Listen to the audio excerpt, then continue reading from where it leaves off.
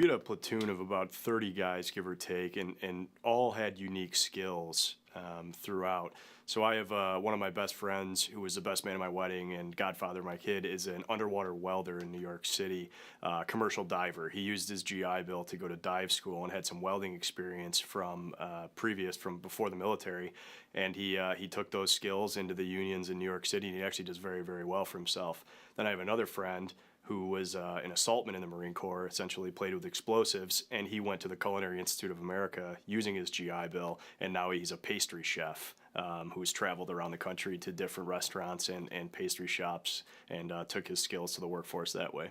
When I transitioned out of the military in 2008, the Marine Corps did not care that the economy had just collapsed, and I was a former machine gunner with no college education trying to go into an economy where folks didn't have jobs who had college degrees and years of experience.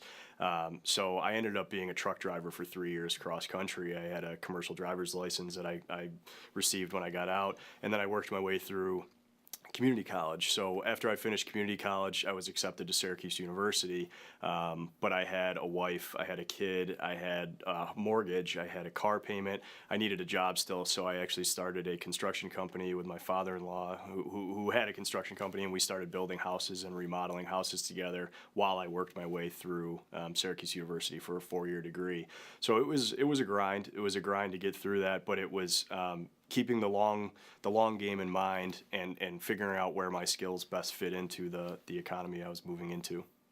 The post-enlistment GI Bill is probably one of the most generous pieces of legislation for the veteran population that's been implemented throughout, probably since 1944 on, but the post-enlistment GI Bill is the most latest update to that legislation. So it can be updated by taking a look at what the economy needs and then matching that to what the veterans need to get there. So is there a skills gap in the STEM fields? Yes, absolutely. Well, how do we make sure that veterans are able to get STEM degrees? Sometimes it takes 5 years, sometimes it takes 6. We need to expand the GI Bill so that folks can not just get cut off after 36 months of education benefits, but they can actually finish that engineering degree or that mathematics degree that the economy needs. So there's a lot of hiring initiatives that have popped up over the last 15 years or so. Some have been around for even longer. Some are doing great work, some are not doing great work. But the Department of Defense needs to realize that these folks are meaning to grab these service members right out of service and hire and employ them right after service. The DoD has a big problem where they're paying a huge amount of money in unemployment insurance. That money could be used for operational readiness.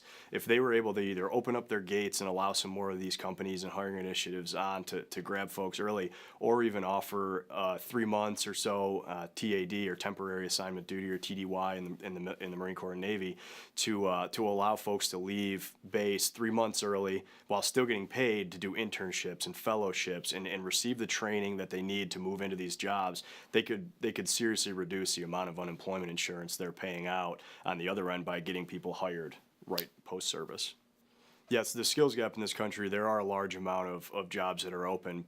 But on the other hand, there's actually a large amount of veterans and transitioning service members who are ready to be employed. Right now, there's over 1 million veterans on campuses around the country. Right now, it's flatlined out of the DoD, but from 200 to 250,000 service members will be transitioning every year for the foreseeable future. That's just the state of the force. And then recent research has shown 50% of veterans, after their first job within the first year, are leaving that job and looking for a second. So you take that population, and there's 1.5 million or so every year that are looking for work.